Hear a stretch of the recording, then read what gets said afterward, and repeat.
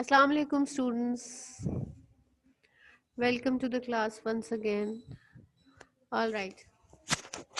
Now, as I told you that in the previous class we have already completed with the exercises of this the dancing man.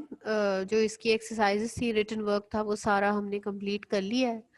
और अब जो है वो हमारे पास हम लोग करने वाले हैं इसकी summary कर रहे हैं. You will read the summary of the story once again, and after that I told you that we are going to do some vocabulary and usage exercises. इसके बाद वाली जो है वो तो हमने कर ली हुई है. इससे पहले एक जो है वो रह गई हुई है वो हम complete करेंगे. And with that I want to have some time for the revision also, because Friday आप लोगों का पेपर है English A और English B का, तो उसके लिए उसके लिए हम थोड़ा सा रिवीजन करेंगे ग्रामर का और ये सब कुछ. Let's start with the summary now. Summary हम शुरू करते हैं. LC Patrick. Elsie Patrick, an American lady, was the daughter of the crime boss of Chicago. Elsie Patrick एक अमेरिकन खातून थी जो एक्चुअली में कौन थी? क्राइम बॉस ऑफ शिकागो की बेटी थी. He was a clever and wicked man. और वो obviously if he is the crime boss of Chicago तो जाहिर बात है कि वो बहुत ही चालाक और बहुत ही wicked का मतलब बेसिकली मकार होता है. बहुत ही चालाक और मकार आदमी था. One of his workers, Abbess Lenny, loved Elsie and wanted to marry her. उनके ये जो फादर हैं उनका एक वर्कर जिसका नाम एबिस लेनी था वो एल्सी को बहुत पसंद करता था और उससे शादी करना चाहता था. LC did not like. अच्छा ये देखो बेटे यहाँ दोज लिखा है, एक्चुअली दोज नहीं है, यहाँ देयर आना है. आप इसको करेक्ट कर लें सब लोग. दोज नहीं आएगा बल्कि देयर आएगा. THEIR there.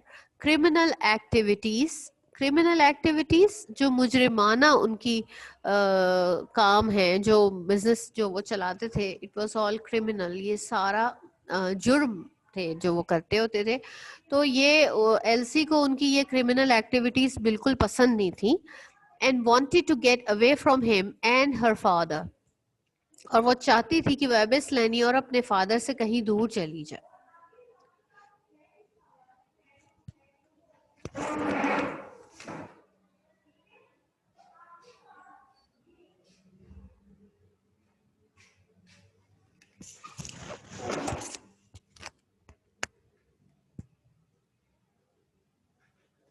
All right. So she went to England where she met Mr. Hilton Cubitt. और इसी वजह से वो इंग्लैंड चली गई और इंग्लैंड जाके वहाँ पर उसको मिस्टर हिल्टन क्यूबिट एक इंग्लिश मैन थे, यानी कि इंग्लैंड के एक रहने वाले थे, उनसे उनकी मुलाकात हुई एल्सी की. He was a nice Englishman who lived in Ridlingthorpe Manor. Mr Hilton Cubitt के बारे में हमने स्टोरी में भी बार बार एक चीज़ पढ़ी है कि he was a simple man, an honest person. बहुत ही सीधे साधे इंसान थे वो, सिंपल इंसान थे. और वो जो है उन्होंने वो कहाँ रहते थे? रिडलिंग थॉर्प मेनोर में रहते थे. मेनोर इज लाइक हवेली जिसको आप कहते हैं, उसमें वो रहते थे. And he was a very nice person. She married him and moved to England. उन्होंने उनसे शादी कर ली और वो इंग्लैंड शिफ्ट हो गई, इंग्लैंड चली गई. अ ईयर लेटर, इसी तरह एक साल गुजर गया. अ ईयर लेटर मीन्स एक साल बाद. They received a letter from America. उनको एक लेटर मिला, अमेरिका से आया एक letter. Elsie became worried after reading the letter and burnt it. जब एल्सी ने वो लेटर पढ़ा तो वो बहुत ज़्यादा परेशान हो गई उस लेटर को पढ़ के और उन्होंने उसको जला दिया. ठीक है. And but you remember that Mr Hilton Cubitt, उन्होंने उनसे कोई सवाल नहीं पूछा because before they got married Elsie ने उनसे ये प्रॉमिस लिया था कि he would never ask about her past life and he would never ask anything about her family, और ये सब नहीं पूछेंगे वो. तो उन्होंने अपना प्रॉमिस रखा, उन्होंने बिल्कुल भी कोई सवाल नहीं पूछा. उन्होंने ये सोचा कि if she would like to tell me the whole thing तो फिर ठीक है, वरना मैं खुद से नहीं पूछूंगा। ठीक है जी, इसके बाद क्या हुआ? After that they saw strange figures of dancing man drawn on their window, in the garden and on the door. उसके बाद तो जैसे एक सिलसिला शुरू हो गया। उसके बाद उन्होंने डांसिंग में, साइम अदनान बेटे आप अपनी वीडियो को बंद कर दें, शाबाश, वीडियो बंद करें बेटा। उसके बाद जो एक सिलसिला शुरू हो गया था उसमें, उसके अंदर क्या था कि उन्होंने वही डांसिंग मैन के जो तस्वीरें हैं वो उनको उनको नजर आती रही। कहाँ कहाँ नजर आती रही? विंडो पे, गार्डन में पेपर के ऊपर ड्रॉ हुई हुई, गार्डन की बिल्डिंग के ऊपर, डोर के ऊपर। इस तरह से वो डांसिंग मैन की शक्ल में मैसेजेस लिखे हुए उनको हर रोज नजर आने शुरू हो गए, बहुत बार बार नजर आने शुरू हो गए। Mr Cubitt went to Sherlock Holmes. Now you know that Mr Cubitt, वो वैसे तो डांसिंग मैन जो है वो देखने में ऐसे लगता था कि maybe some child has drawn these drawings for fun या कुछ इस तरह से, मगर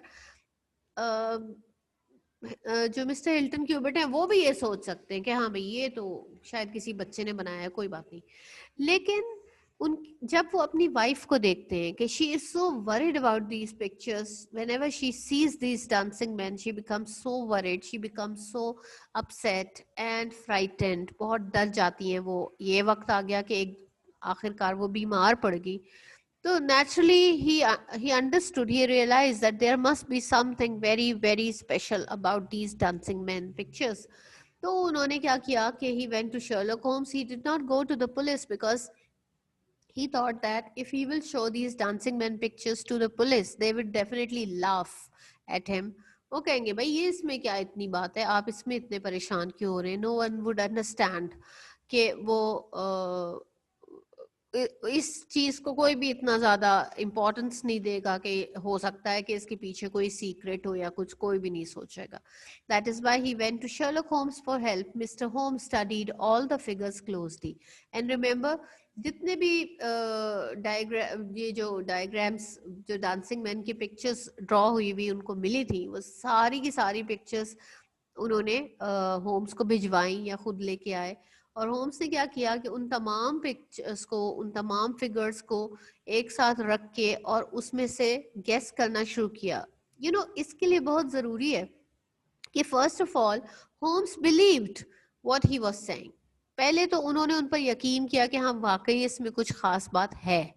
उसके बाद उन्होंने क्या किया कि वो तमाम फिगर्स को सामने रख के उनको बहुत ही ध्यान से उनको देखा, कौन से फिगर्स एक दूसरे के साथ मैच कर रहे हैं, एक जैसे फिगर्स का मतलब क्या हो सकता है, कौन सा फिगर सबसे ज्यादा मर्तबा ड्रॉ हुआ है, जो सबसे ज्यादा मर्तबा ड्रॉ हुआ है वो यकीनन ई होगा। ये सारी बातें उन्होंने देखी। और उसके बाद and with in few days he understood the messages behind them. और कुछ दिन उनको लगे ये सारे काम में। It was not an easy job obviously, लेकिन कुछ दिनों के अंदर ही वो समझ गए कि इन डांसिंग मैन के पीछे, ये जो डांसिंग मैन ड्रॉ हुए हुए इनका इसके पीछे इनका मैसेज क्या है। मिसेस क्यूबिट कॉल्ड एबिस लैनी। अच्छा, अब क्या हुआ है कि obviously Mrs Cubitt, that means Elsie, Elsie जो है वो बहुत परेशान थी।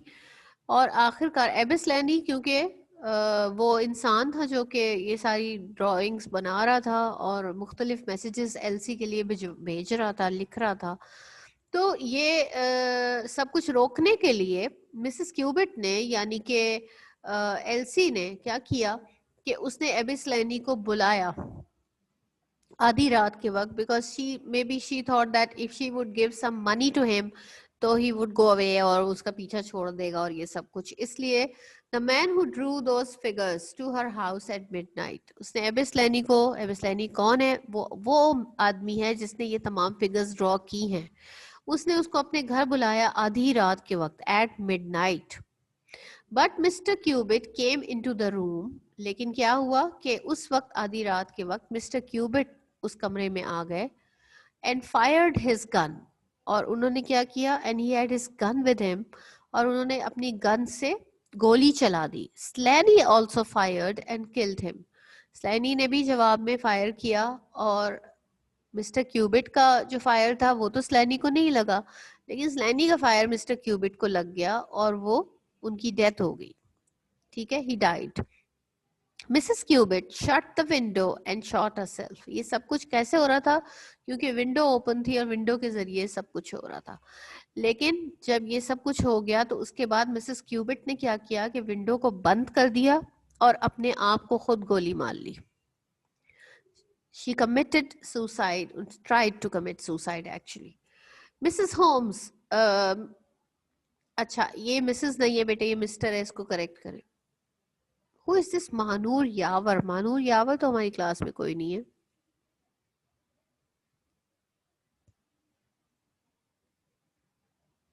Anyways, okay. Now, Mr. Holmes, इसको मिस्टर कर लें बेटा, ये मिसेस नहीं है। Mr. Holmes investigated the case brilliantly. Mr Holmes ने बहुत ही अच्छे तरीके से, बहुत ही ब्रिलियंटली क्या किया कि इस केस को उन्होंने इन्वेस्टिगेट किया। इन्वेस्टिगेट का मतलब होता है तफ्तीश करना, to exactly find out the facts and figures about something. साहब खावर आपकी वीडियो ऑन नहीं होनी चाहिए बेटे। तो मिस्टर होम्स ने इस केस को बहुत ही अच्छे तरीके से, ब्रिलियंटली, बहुत आला तरीके से, बहुत इंटेलिजेंटली उन्होंने इसको सॉल्व किया एंड कॉट एबिस लैनी। और in the end obviously as a result Abe Slaney जो है वो पकड़ा गया। He was sent to jail for life, और उसको जेल भिजवा दिया गया। For life it means that पूरी जिंदगी के लिए, उनको जिसको उम्र कैद कहते हैं वो उसको हो गई। ठीक है, मिसेस क्यूबिट हैड सर्वाइव्ड, और लेकिन मिसेस क्यूबिट जो हैं वो सरवाइव कर गई। उन्होंने अपने आप को गोली मार ली थी लेकिन वो फिर भी बच गई। सर्वाइव्ड का मतलब है वो बच गई। She lived alone in her husband's farm and helped the poor people. और उसके बाद उन्होंने अपनी पूरी जिंदगी किस बात के लिए गुजारी? कि वो अकेली रहती थी अपने हस्बैंड के फार्म पे, वही रिडलिंग थॉर्प मेनोर जो वहाँ उनके हस्बैंड का घर था, वहीं वो रहती थी, अकेली रहती थी। और वो क्या करती थी कि वहाँ आसपास जो भी गरीब लोग रहते थे उन सब की हेल्प किया करती थी। ठीक है, इसके ऊपर आज की डेट डालने बेटे, समरी के ऊपर। We have done the summary also, and in your homework you will learn this summary. But right now I would ask you to learn whatever is in the syllabus of your papers, because your papers are going to be started very soon, in 2 or 3 days. So I think you should better prepare for your papers first. पहले अपने papers की तैयारी करो, अच्छी तरह तैयारी करो। और ये ख्याल रखना है आप लोगों ने कि आपका जो ये सब कुछ आपका सिलेबस है उसको बहुत अच्छी तरह प्रिपेयर करना है। ये ख्याल रखना है कि जितने भी सुनुरैन बेटा अपनी वीडियो को बंद कर दें। तो उसके साथ आपने क्या करना है कि जो आपके लेटर्स हैं उसके अंदर वो आपने लिख कर उसकी प्रिपरेशन करनी है। Although we will definitely get some time to revise all everything that is in the syllabus.